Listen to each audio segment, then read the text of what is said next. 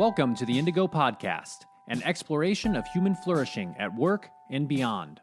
I'm Ben Barron of Indigo Anchor and Cleveland State University. And I'm Chris Everett of Indigo Anchor. For more information, please visit us at www.indigopodcast.com.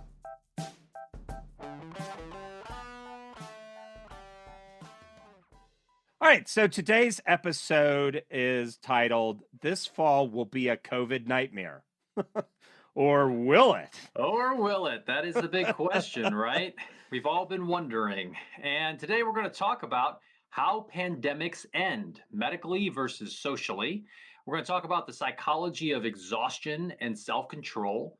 And we're going to talk about the role of organizations and leaders as we move forward. So why don't we just jump right into this, and let's start with that first one, which is, how the heck do these pandemics even end? Are there any things that we can learn when we look at the history of civilization with regard to pandemics?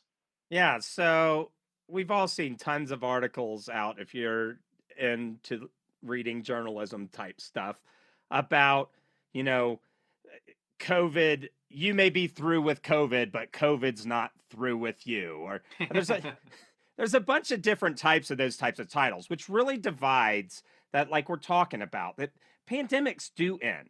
But there's two tranches of this, medically and then socially. Yeah, there's a big difference there. So that medical end to a pandemic is when the disease is eradicated, when it's gone from the population, or at least gone to the extent that at which it's not going to propagate any farther than it, or further than it does, or than the people who have it. So, this, a good example of this, and kind of one of the only examples, is polio. And we're pulling from an article that we'll link to in the New York Times, which is talking about how pandemics end, and it does a good job of talking through the historical examples of these different instances. But the medical end with polio was, they created a vaccine. That vaccine works really, really well. You only have to administer it once, and you are vaccinated for a lifetime. Polio, apparently you can't get that from animals. So that was a medical end. Polio has been virtually eradicated from the planet. So medically, gone. But That's not the whole story. There's a social end to pandemics as well. What's that all about, Chris? Well, it's where you just decide it's over. You find a nice bucket of sand. It's over because I say it's over and I want to go to the movie theater. Well, like every vacation I ever went on as a kid, where my mom at her wit's end pulls over, this vacation is over. Was that like on the way or to or from the vacation? Yeah. Oh, my poor mom. Oh my gosh. That's right. I mean, but what's interesting is this article in the New York Times talks about how most of the pandemics that we've experienced as civilizations have ended actually more of the social way, which is just like you said, people get sick of it. They get sick of the restrictions. Well, to be fair, a lot of the pandemics happened when there wasn't a whole lot of science that could have staved it off, right? That is true. That is true, right? And so, with lack of any tools, you say, well, close your eyes and plug your nose. We're jumping, right? We're going for it. Yeah. Yeah, exactly. So, but people do get sick of having to do certain things that are different to them. And I think we're starting to see some of this. At least I am, right? When we, among our friends and our family members, perhaps, people are ready to go back to normal. And that, I can't argue with that instinct or that desire. And we'll talk more about that later in the episode. But people just kind of want to go back to these normal routines. We're starting to see that many states and municipalities are starting to open up, quote unquote, and have their restaurants and other types of places be open for business. And, I think that's part of this social ending to the pandemic. And but it's kind of like we're just acting that it's over. But, right. But the medical part isn't over. Right. Well, this is the thing. No matter what you or your numbskull neighbors have to say. Oh, the numbskulls. That COVID doesn't give a rip. He's like the honey badger. The honey badger. I knew you were going to say it. Yes. He can walk backwards and he eats snakes, right? Like this thing. We're gonna have to post a link to that so people know what we're talking about. Oh yeah. Not. Anyway, we'll do it. So everybody sits out there and says, "Well, this is what you shouldn't do," or "This is what you should do." And it became really challenging because the communication around this was a little bit disjointed. A little bit. Different states had, better quality of communication and all that kind of stuff. And a lot of people want to put their hat on. You'll hear everything, and we definitely believe that, trust the experts and those kinds of things. That's generally a good idea when you're not an epidemiologist, right? Mm-hmm. But I thought about this stuff as kind of a three-prong approach. One, okay, the experts are saying we got to shut down. We're seeing the bodies stack up in Italy and everything. And well, God, let's do it, And, we had masks and, we stayed socially isolated. We, tried to plug in for information. And then all of a sudden we're starting to open. Mm-hmm. But nothing has changed, and we'll talk about that kind of stuff. But then nothing has changed. So, my numbskull head, who's not an expert on this, and we actually had to do some research, and we're going to talk to an expert here in the middle of this episode about this stuff. But then I said, well, wait a minute. If nothing's changed and we're opening, well, either it was wrong to shut, or it's wrong to open, or there's something I'm missing out on. Right. So and there was stuff that I was missing out on, and we'll talk about that. For sure.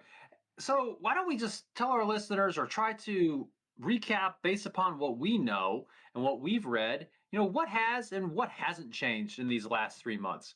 So maybe if we start with that first one, what has changed?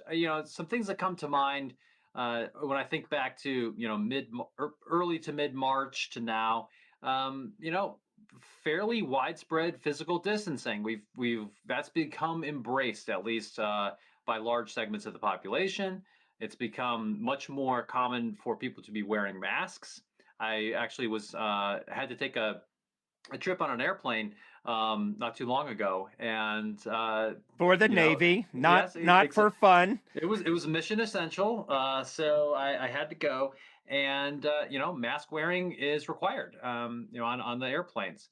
And I think maybe we're seeing some better hygiene. I've always been a little bit of a maybe overactive hand washer, but it seems like people are taking that more seriously. Certainly less travel. That's still the case. What else has changed? Well, I mean, all these businesses have shut. I mean, there's no demand for their services, and lots of times they couldn't legally stay open.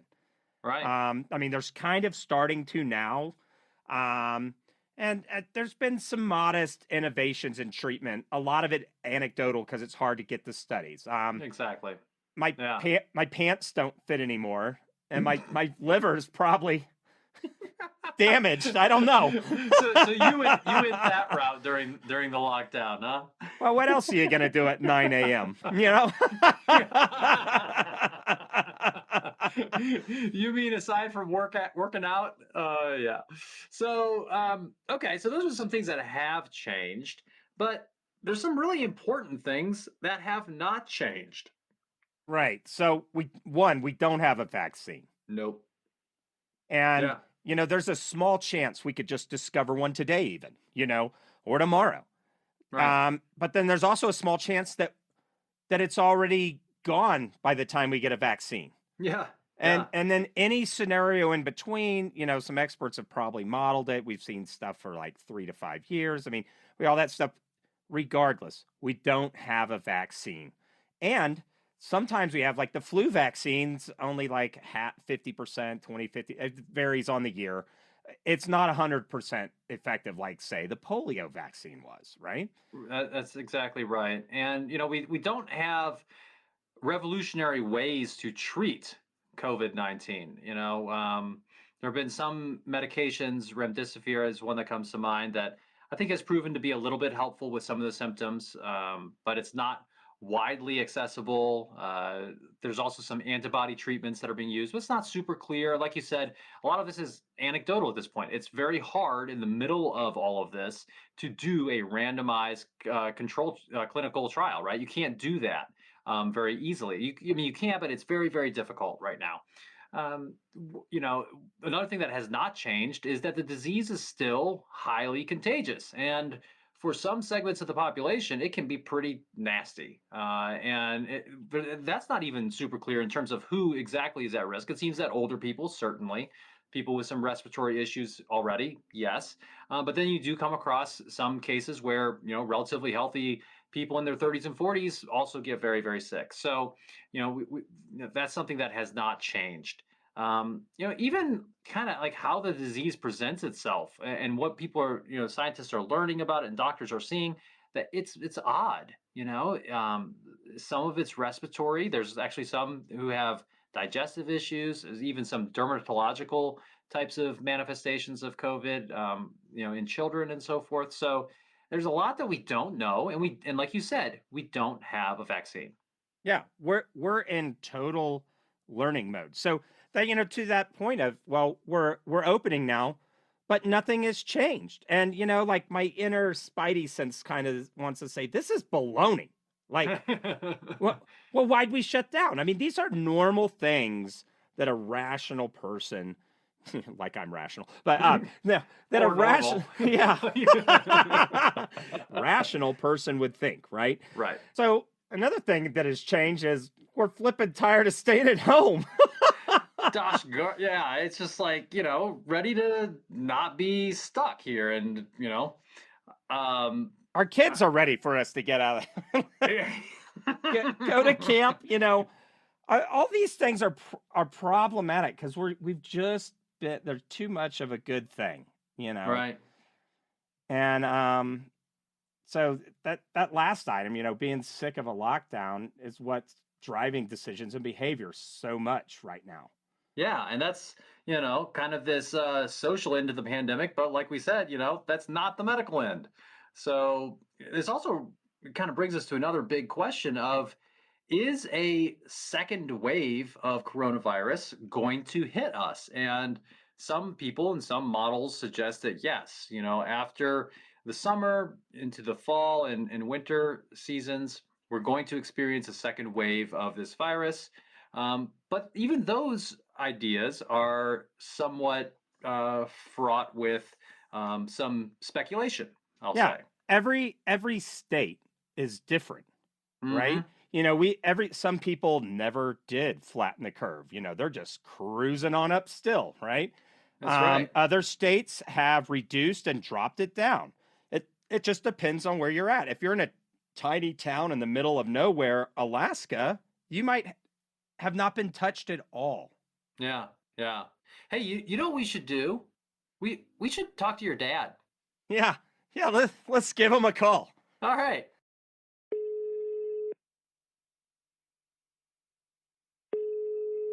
All right. Hey, Dad, are you there? I'm here. This is Warren Everett. All right. So, for those of our guests that don't know, I've got my dad on the podcast today. That's He's awesome. he's he, he's a doctor, and Dad, give us a bit of your academic background and maybe personal professional background.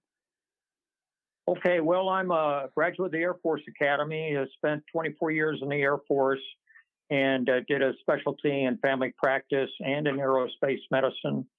And after retirement, taught at University of Alabama School of Medicine as a professor of family practice, and had fun and delight to work with NASA on the space station on their water recovery program. So I've had a very enjoyable retirement career, but I failed retirement, and I'm now working in emergency room during the COVID epidemic. Awesome. Any experience with public health or infectious disease?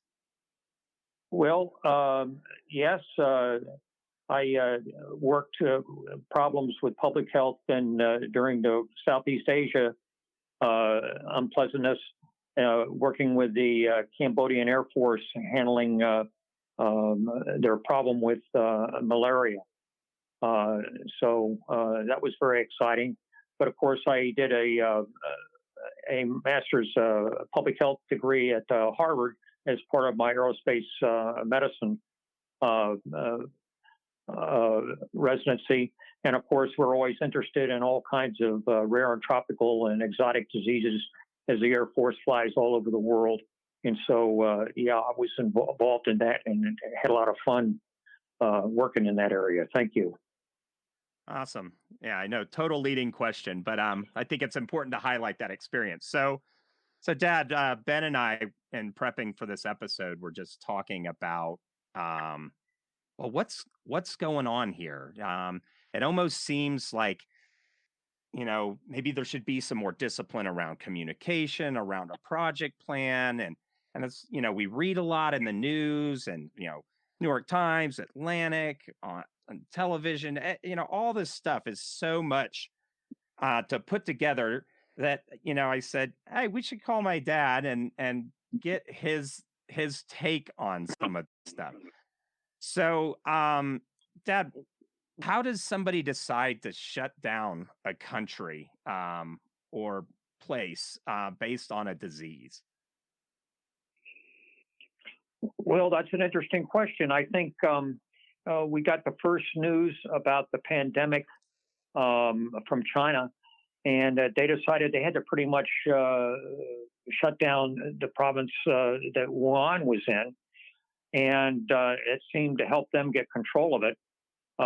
So I guess we kind of picked up from that. It was very hard for us to understand the intelligence coming out of China, and then it hit Italy and Western Europe and landed in our shores pretty much about the same time. And so trying to understand all this information was informed by the history of infectious diseases. They even go back to the bubonic plague and the Spanish flu, and our experience with Christopher Columbus landing in the New World, and then all the Indians dying off from all the diseases they got.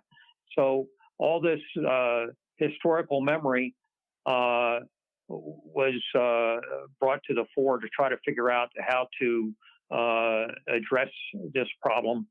And so social distancing and isolation was obviously the first thing that we think of, given that we had no cure and no vaccine. Sure, but so the CDC, World Health Organization, what's their playbook? Is there any math they use to say, okay, this is when we shut down? I don't think so. It's just as it got to be so big, and it looked like it was going to spread throughout the world, and the capacity to care for all these people was likely to be overwhelmed. They said, we need to slow it down. And the only immediate strategy you had to do that was isolation. And that could slow it down very rapidly and keep it to a level that the healthcare community could respond within the capacity they had at that time. And it gave them time to expand the capacity. Great. So I guess I'll jump in here. And, I guess one question that we're wrestling with right now is it seems like people are acting like there isn't a pandemic. At least when I, hear people talk or I go out in public, it seems like people are starting to be relaxed. And, what's your take on that? Like, why are people doing that? And do you think that it's sustainable for people, for our society to be locked down? I think it's more informed to consider there's different parts of societies. When I see patients in the emergency room, they all have different takes on what their risk and what they're willing to do. The smokers won't stop smoking. The alcoholics won't stop using their alcohol. The drug abusers continue doing that. They haven't made a decision to stop doing that. And so, like the United States is a very large society. Currently, I'm in North Dakota. That's a very rural place. It's an entirely different environment than downtown New York City in Manhattan. And so each community is going to have to assess what their risk is and a proper approach for that particular community. So it's not a one size fits all. For some diseases, there's always one treatment. For strep throat, it's just one treatment. Okay. But in this case, you're talking about treating a whole population, and with no vaccine or something, you're going to have to do different things at different places. And if you have an isolated community with no interaction with the rest of the world, it doesn't make any sense to do anything. And so it has to be decided on a local basis, in my view. All right. So what's a rule of thumb if you're local or if you're a company or a leader in charge of a group of people, and what kind of rule of thumb would you recommend for somebody to think of, a heuristic, if you will, on this stuff? Well, I was, we've had a lot of coronaviruses in the food processing with chicken plants and porks and things like that. And in Alabama, they did. We have a lot of immigrants that work in those places, and it's really hard to do. And there isn't. They can wear a face mask and rubber gloves and all that kind of stuff. But they found out that the coronavirus was just a real mess in that plant.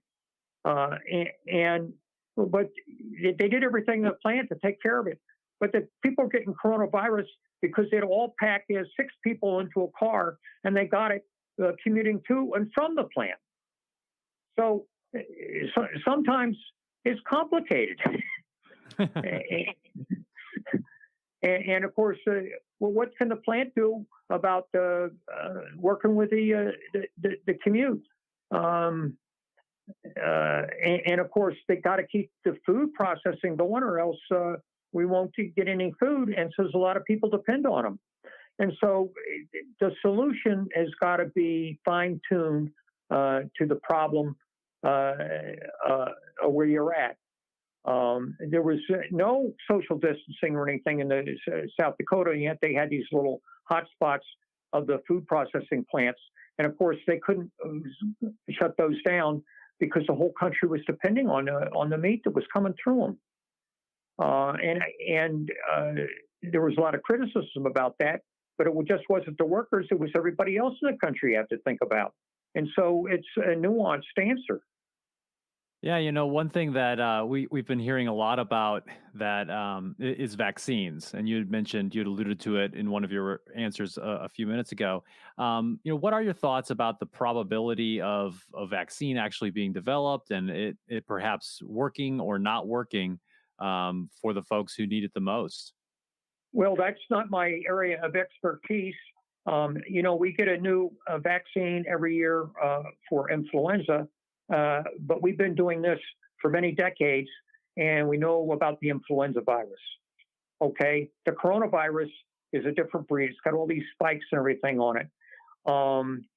You have to also consider some of the history. In the Spanish flu in 1918, it started out, it was pretty, it wasn't much to say about it. It actually mutated and got more deadly. Okay, so we have to watch this coronavirus. It's going around, it's mutating. Some of the things are changing. Maybe it'll get more deadly, maybe it'll get less deadly. And as it mutates, is that going to change how you have to do the vaccine? Currently, my understanding is the vaccine is concentrating on the spikes, which they think won't mutate. But we'll have to see. because it's the nature of, Mother Nature. There's mutations all the time. And of course, what we think will happening right now, we don't know. Things could change. And so a lot of these things are unknown. And so we have to keep an open mind about them. And I don't know that you can predict the future very well. I think you ought to be skeptical about the future. Hope for the best, but plan for the worst. All right, so let's talk about project management of this stuff. Okay, we're hearing stuff out of China. We see the devastating imagery coming out of Italy and all that kind of stuff. One of the math pieces that's mentioned is the R value, right? What is the R value? The R naught is how infected it is. If it's 1, that means if one person has it, he can give it just to one other person. But if it goes over 1, like it goes to 2, well, if everybody that gets infected infects 2 other people, and those people, 2 more people, you can see how you get a logarithmic, huge spike in the epidemic. But of course, the infectivity may be different for different populations, and it seems like it may be. But maybe the infectivity is the same, but the different populations, some the older people and the people with comorbidities get sicker, but younger people don't get sicker. The thing about the Spanish flu was it really hit the young people. A lot, the soldiers that come in from the trenches with wounds, and they die of the Spanish flu instead of their wound. It was really devastating. Lost more people in the Army during World War II for the flu than we did from battle wounds. And there's actually an interesting story behind it being called the Spanish flu, which kind of speaks to socially how we think about these. What was that story? Well, as the Spanish flu was going through the country, we had trouble funding our participation in World War I. And so there were lots of bond drives and things like that. And there was talk about, we have got to cancel that. But instead, like in Philadelphia, they said, no, we got to support our troops in the field. And so they had a huge parade. Everybody came around and tried to encourage people to buy bombs. And Philadelphia was devastated because of all the social mixing and everything. It just spread through Philadelphia at a high death rate. The reverse of that was getting the troops ready to go over overseas. And there was these West Pointers, and they were used to train the troops to get them ready to go over there. And there was this obscure officer, had a big camp near Gettysburg, Pennsylvania. And those troops were getting ready to get deployed. They were waiting for a convoy to take them over. And they had another group of National Guardsmen coming in from New York. And he said, oh, no, you can't come in here. You got to go camp over this other place. We're getting the tents and everything, and we'll ship the food over to you. The guys that came from New York, within 2 weeks, all sick with the Spanish flu, and all of his troops, none of them got sick, and they were all able to deploy and go to the trenches. And, of course, this guy didn't get to go with them. He had to stay there at the camp. He was an obscure young officer, but he was the only officer in the whole United States Army that didn't have any of his troops die from Spanish flu, and his name was Eisenhower. Wow. That's such a great story. So we have some data. If it's super infectious, R greater than, some number, then we can have a kind of an informed reason to immediately kind of shut down and get our hands around it, correct? That's correct. But the trouble is, calculating the R naught is very difficult because, first of all, you have to know who's infected and how many other people got infected. And since there's people that get infected who are asymptomatic, how do you detect them? Well, that wasn't true with Spanish flu, but we have a lot of people that are infected with coronavirus that are asymptomatic carriers and can transmit it. And so it's really hard to know exactly what the R naught number is. Even with all this data we have so far, it's arguable exactly how transmittable it is. And in other words, you have an asymptomatic person and visit somebody in a nursing home, and all of a sudden then everybody in the nursing home are dying from it. It's complicated. And so when you get all these terrible outbreaks, of course, that's a huge political problem. And the politicians have to respond to that. And so shutting down is the knee jerk because you don't have vaccine, you don't have treatments. That's the only thing you can do. But after you're living with it for quite a while, you can see that, geez, different populations have different attack rates and different consequences. The people that are 80 years old and over have a high incidence of mortality. Those over 65 to 80, a little less. Those in the working age group, especially under 45, very unlikely unless they have severe comorbidities. And so somewhere along the line, you have to open up your economy because how do you have the money to take care of anybody if you don't have any tax revenue or people aren't paying their medical insurance? You have to have an engine to keep your society going. You have to restart it. And so you have to do that in some kind of a rational way. And that's what we're struggling with. And each community will be different. Each state will be different. Maybe each city will be different. If you're one part of the economy that has not been affected at all is agriculture. They're still harvesting soybeans and wheat and slaughtering chickens and cows and pork. And that hasn't been, because that's all mostly rural, and those people have natural social distancing. But that's just a small part of the economy. The rest of the economy's got to get going in order for us to have the resources in order to take care of everybody. Right. So during the Spanish flu, the world's at war, right? But you don't hear about the Spanish flu really in places like England and stuff at the time. Why was that? Well, it's because the war was on and nobody wanted to talk about the Spanish flu. They were all worried about their boys that were at the front and even the Germans. And so it was politically incorrect to bring it forward to even talk about it. I guess maybe the Chinese had the same reflex when they kind of didn't talk about the coronavirus because it was bad news. They wanted to keep it buried. And the only reason that it was called the Spanish flu is because Spain wasn't involved in World War I. And they said, hey, we got this flu, and it's terrible. And they were only one that were speaking the truth. And so everybody said, well, we didn't hear it come from anywhere else. It came from Spain. Well, it didn't come from Spain. They're the only ones that were honest about it. Wow. Right. Which that kind of brings us, though, to this social element. Nobody wanted to talk about it because, heck, war full speed ahead, right? And so, we definitely had some kind of mathematical model and thought and reflex to shut down our economy. And now it looks like, nothing's really changed. We don't have a vaccine. Maybe one will come, maybe one won't. Maybe it will mutate into something worse or into something benign. There's all these unknown unknowns. When we start to talk about, well, how do we decide to open up and do stuff? It sounds like you just go with how you feel, right? Well, how you feel might reflect on the data, because you see the data that comes in. And the other thing is, we're a country founded on liberty, and maybe people need to take personal responsibility.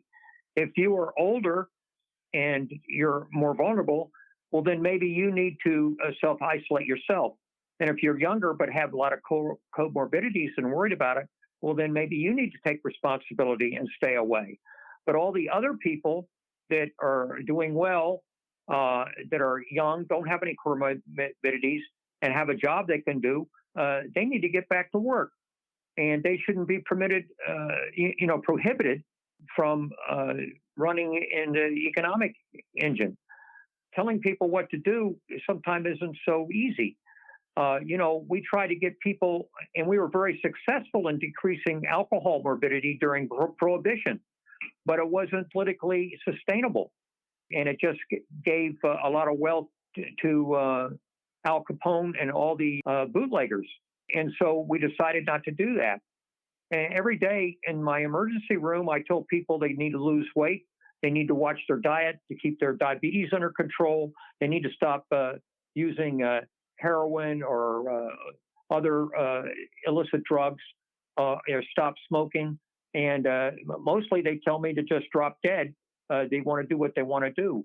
The few who will get better because they do exactly what I say, but most people just decide they want to do what they want to do, or at least that's what it seems like to me, because the only ones I see coming back to my emergency rooms are the ones that don't do what I tell them to do, and the other ones disappear. I never see them again.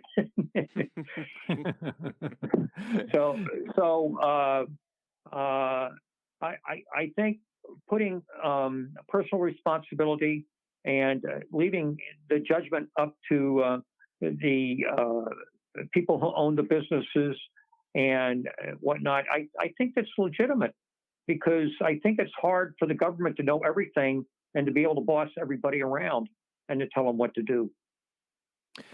So you were talking about personal responsibility and personal decision making with regard to risk and so forth. And I think it kind of raises an interesting moral question potentially. Let's imagine you have an older person. Maybe this person also has some other comorbidities that would make this person more at risk for contracting coronavirus and not faring well if they did contract it. What would you say to that person about them putting themselves at risk by maybe going to their grandkid's birthday party or something like that? Well, I would advise against it, but some people will decide to do that anyway, and their feeling would be, well, geez, I'm 80 years old. My parents didn't live to be this old. I only probably have a few more years left anyway, and I just want to live it the way I want to live. And I think that's a legitimate thing for them to do. That's called freedom. Interesting. So, Dad, before we wrap up, what is there any piece to the conversation that's being had nationally about COVID, or that you see in the professional dialogue that's happening that you think is kind of missing from the national public discussion? Well, among physicians, we're interested in the development of what medicines might work. COVID is very interesting. It's very similar to Spanish flu in that it isn't the infection that's the problem. It's the cytokine storm, which means it's the kind of, you can think of as the allergic reaction or the immunologic reaction to the virus that causes all the disease. And so anti-inflammatories or things are thought to, maybe that's where we got into this Plaquenil that President Trump says he takes once a month.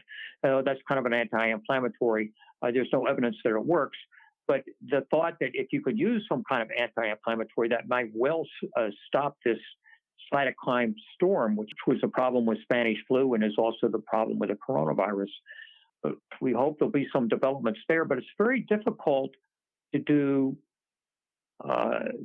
clinical trials because you have to get people in the placebo arm and in the treatment arm, and then they have to be similar patients in order for you to, and in the hurly-burly and craziness of the overwhelming pandemic, setting up these studies is very difficult. And so we get a lot of anecdotal stuff that doesn't really meet the scientific criteria.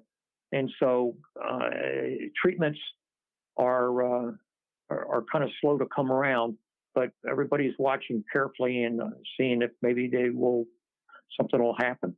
Interesting. Ben, anything else? Yeah. Well, I think this has been fantastic. And maybe, Doc, as we wrap up here, is there anything that you would want our listeners, which is, of course, millions of people around the world, anything that you would want to be able to share with them, things that maybe the general public is any misconceptions about coronavirus or about kind of, the way things might go in the next few months, anything at all that you think from a physician's perspective, people should know that maybe they are less aware about? Well, I might reflect just this way. We're living now longer than we've ever lived in the history of humanity. And we're having this terrible pandemic, and it's not nearly as devastating as the Spanish flu. And it's a result of the tremendous progress we've made. We have jet airplanes can mix. You can come from China to Seattle in a very short period of time. And we're at a period of history when, yes, we have lots of wars and all that kind of stuff, but it's really as peaceful as it's ever been. I mean, after all, we don't have Napoleon raging across Western Europe anymore. And death rates from gun violence is worldwide is probably a low point in the history. These are diseases, kind of a progress, and we want to keep our progress. And so hopefully we'll overcome this, just like we did the bubonic plague and the Spanish flu. And it's just another little hiccup part of our culture. And maybe we'll be blessed with some great literary geniuses like Boccaccio. I can't remember who wrote the Canterbury Tales. Those are both great parts of our literature and our heritage. And so hopefully somebody will come up with that for this coronavirus pandemic. So you're looking for some better reading out of a global pandemic. I love it. I love the optimism. Awesome. Thank you so much. Okay. Bye now. Bye. Okay. Well, I never thought we would interview my dad on our podcast, but I'm glad we did. he's a pretty good guy. That's right. So now that we've kind of gotten his perspective on a variety of issues related to coronavirus and public health, I think another issue that we need to explore here, going back to that idea of a social end to a pandemic and us just being sick of lockdown, is this idea of the whole psychology behind exhaustion and self-control. And it turns out there's quite a bit of research in the world of psychology that tells us a little bit about how self-control works and what we call self-regulation. And what it seems to suggest is that this is a limited resource, that self-control in some ways resembles a muscle. And if you've ever used any of your muscles for an extended period of time, you know that you get tired, right? And muscle failure. It happens. Yeah, exactly. And so, this article that we, in particular, that we will post a link to from Psychological Bulletin, this is an article that came out a while ago. In fact, it came out 20 years ago, but it does a really good job of kind of reviewing some of this research on self-regulation and how this is a limited resource that we have psychologically.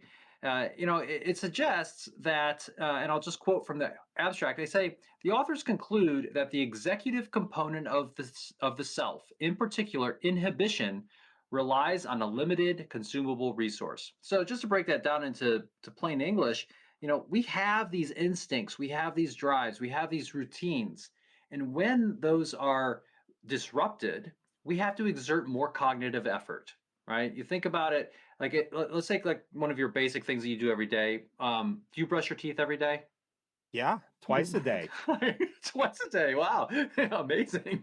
Awesome. Now, I got the Sonic Care. It's got the, 30 seconds per. I love it. We have not shared this with each other, but I have the Sonic Care as well. That's amazing. So anyway, if you, but imagine, so I'm right-handed, as are you. Imagine if you had to just do that with your left hand tomorrow and for a long time. It takes a lot more cognitive effort to do that because you're having to position your hand in a certain way and think about it more. Everything is much more deliberate. And that's a lot of what we've been going through over these past 3 months. We've had to think more about what we're doing, and it's exhausting. And so we just get tired. And I think we're seeing a lot of tiredness in our friends, in our family members. And it's just like, you know what? I'm ready to go to the park. I'm ready to go to the restaurant, those types of things. Yeah. And so, where we talk, there's a social end, and every other pandemic has just ended with people deciding to move on. Right. there's some other, like, SARS had a different plan. There's a containment, contact tracing. There's some of those things. But stuff that I've seen in my friends is virtue signaling. Hmm. With The, regard to coronavirus. right, right. Do you have, oh, you don't have N95 masks? You did a homemade mask? Oh, I don't know if that's medically preferred. Well, they had run out. Oh, okay. I guess you get a pass then. Like these imaginary rules. Um, to, to all kinds of different judging behaviors as different families go through. But, like we discussed with my dad, there's a certain factor that kicks public health policy into place, and we start lockdowns. Somebody makes that call at some point. We begin to get our arms around it. And and then we got to decide what to do from there. And there's Yeah. not well, when this number moves to zero point 0.7, open, everything will be perfect. Right, right. Some other things that I've noticed, I haven't seen as much of the virtue signaling, but I can imagine it certainly is happening. I've also seen just people in general just getting kind of cynical and saying, do we really have to do this? This is crazy. Not going to make me wear that mask. Those types of behaviors. So I think these are all kind of tied into this social aspect of where we are right now as a society. Right. And none of these, everyone will act like, oh, well, I've got the secret data, or I know these things. And actually what we know is there's not much to know here. Mm, yeah. And there's not a right answer. There's some better answers, but there's not necessarily a right or wrong answer. Another thing that I saw is people that became super, like, we're even socially distancing within our house, and we have all the N95 masks, and you know all disposable plates, and what, and then, oh, we're opening up, quick, enroll all my kids in every camp. I don't care if they're required a mask or not. You see people, but that's a reasonable emotional reaction. You don't know. You're not an expert. You're trying to make the best decision for yourself and your family and that kind of thing. And uh, but then you kind of settle on into the course of things, and especially, if you're a single person all by yourself in an apartment, Oh there's only gosh. so much you can do. Yeah. And then people are starting to say, okay, what's more pragmatic here? Now, one study that was done that came out recently was on Air Force basic training. Mm. And I think it's like 10,000 recruits or something. Um, and we'll put the link to that in the show notes. They put all these people on lockdown. And after they knew that they were past the infection window, like 2 weeks or whatever it was, then they did it. And they were able to be successful and not have any extra outbreaks, right? But we can't do that as a society. As a matter of fact, one of the things I was reminded is, like, one of the things that's a basic human right that's in the UN Bill of Human Rights, or I forget what they exactly call that, but is freedom of movement within the country. And Mm. I see a lot of people talk about, well, we just got to lock down and do all of this. And yet these same people will also say that, well, we need to respect our institutions and laws and things like that. And being able to make movement, and we saw that in some towns. Okay, you got to recreate within your county or something like that. We saw some of that stuff. So, but us being able to lock down forever, like something the military could do if it wanted to, is just not practical at all for an entire country, and possible, honestly. Right, right. And it kind of speaks to that point, that we talked about earlier with regard to actually trying to do some sort of actual clinical trial right now. It's very difficult to do that in the general population. So, even among the scientists and the experts, they know a lot. They know about what's going on, and we should listen to them. And at the same time, it's very tricky. It's a complicated issue. It's moving, it's dynamic, and there are a lot of variables at play that make it very difficult from a scientific perspective to study. At some point, probably in the future, we'll be able to retrospectively look at things, and that'll give us a clearer picture of what happened. But right now, very difficult. Right. So let's talk about the role of organizations and leaders as we move forward. Um, Sure. First of all, I want to say if you're a company or organization that's deciding to open up, you're not a big jerk for opening up. Right. Right? Don't listen to like people, and this is something that I've really seen out in the media, and we'll Mm, talk about this here in a minute. There's kind of this soft consensus that we're failing right now because we're opening up, yet in some places cases are still increasing. There is no moral certainty in the data. And I would challenge anyone, and maybe somebody wants to write in if they've got a really good model on this, how what would be the inputs in that model? hmm Now insurance companies put the a price on human life all the time. We put a price on human life when we drive our cars. Now, COVID is not like driving, but we take risks. It's not, we don't live a risk-free life. So if you're looking at the data and the stuff that's out there, some of the stuff that we talked about in conversation with my dad, um, well, you may decide that it's worth it, right? And hmm so I would hold moral judgment for organizations that are moving forward. Right. And I think it's also another way to think about this is thinking about different responses to different segments of the population. So maybe there's a societal response that we have to certain at-risk populations. Maybe we treat those who are of a certain age a little bit differently with regard to opening up. Some stores are doing this, retail outlets are doing this in terms of, hey, this is a time of day in which people of a certain age are should come in and shop at this point. I think this is really kind of a uncharted waters. I think we're trying to figure out a lot of things. And, maybe this is a policy level discussion that needs to happen. Maybe this is something that individual organizations can try. But I think there's a lot that still needs to be found out to really make this work.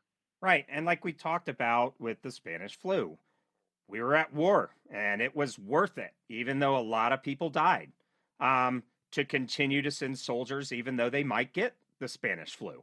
Hmm. Um, One of the things, people that want to take a purity test on this, it's either hard yes or hard no, are suspending that because the Black Lives Matters protest is worth the risk. hmm You already see groups of people making their risk assessments based on their values and mores. And I think that's admirable. And I honestly don't know another way for it there. Yeah, yeah. Going back to what organizations can and should do, I think it is important to realize and to emphasize that organizations do have a duty to provide a safe workplace for their people. And, I think what this practically means for most organizations right now, as they're opening up, as they're feeling their way through um, this pandemic, is number one, abide by the recommendations from experts.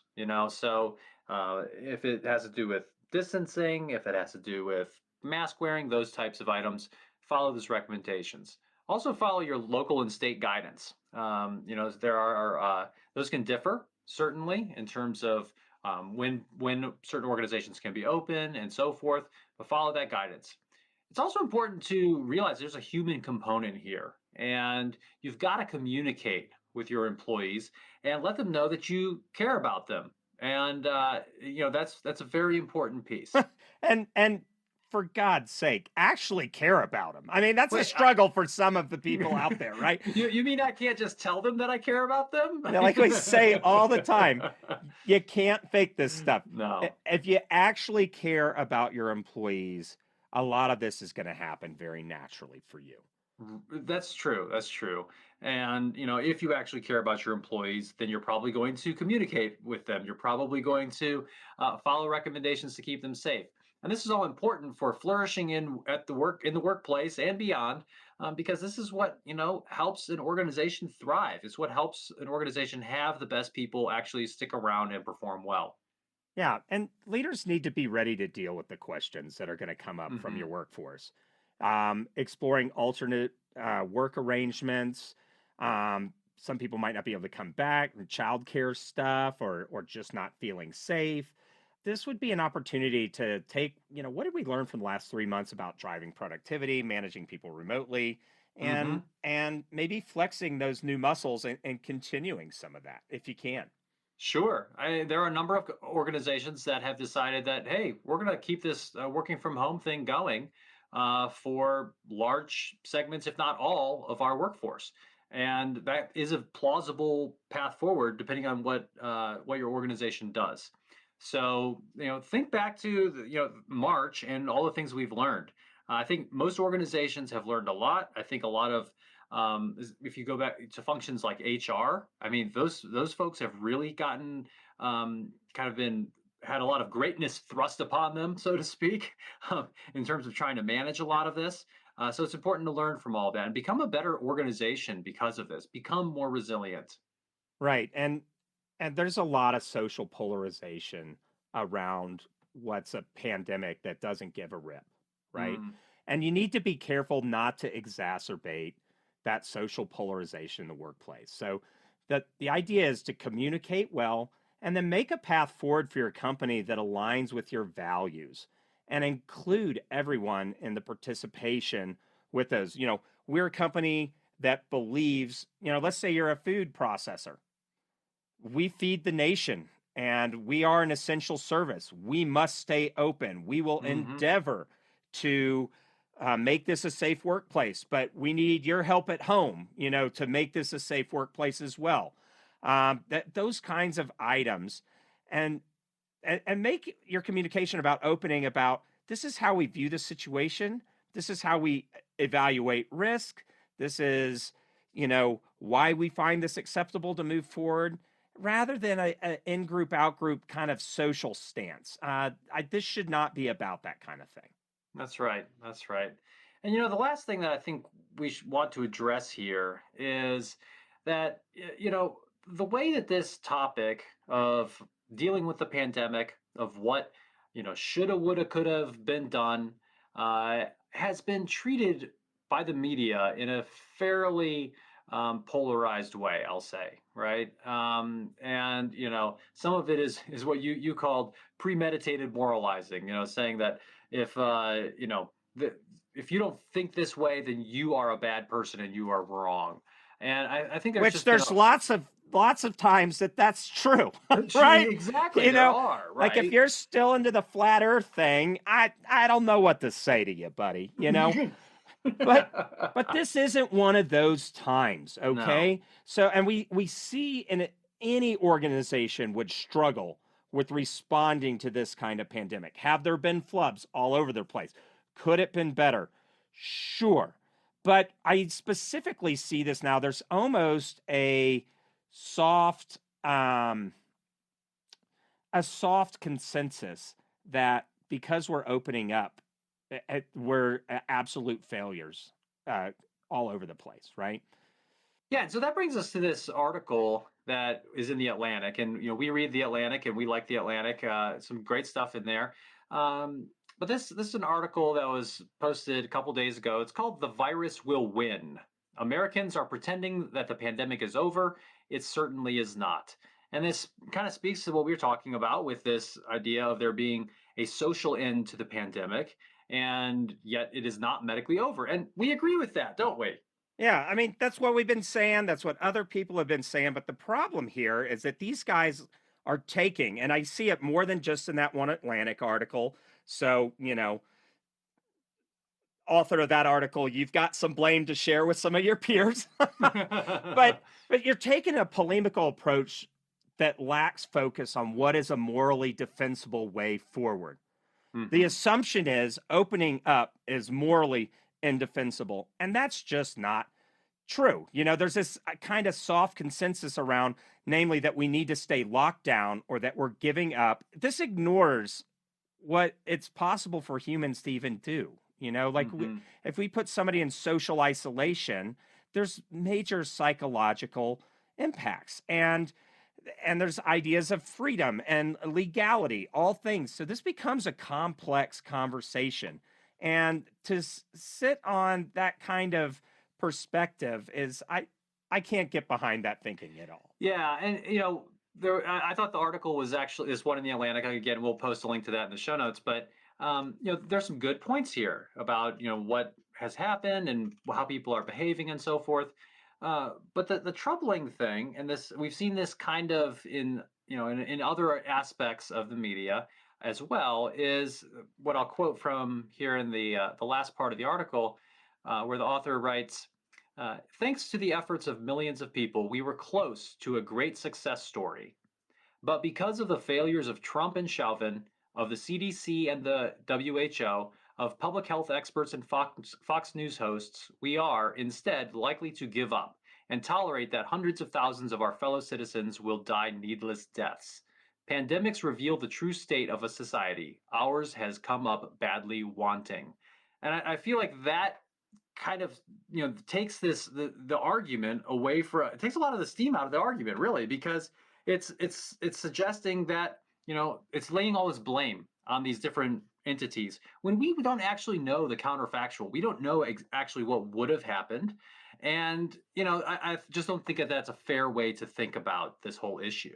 Now, to be fair, in that article, he says, hey, listen, there's probably like 30 things that might get the blame here. Sure. And we don't know which one. So, like, to be fair, he like lists out, a bunch of possibilities.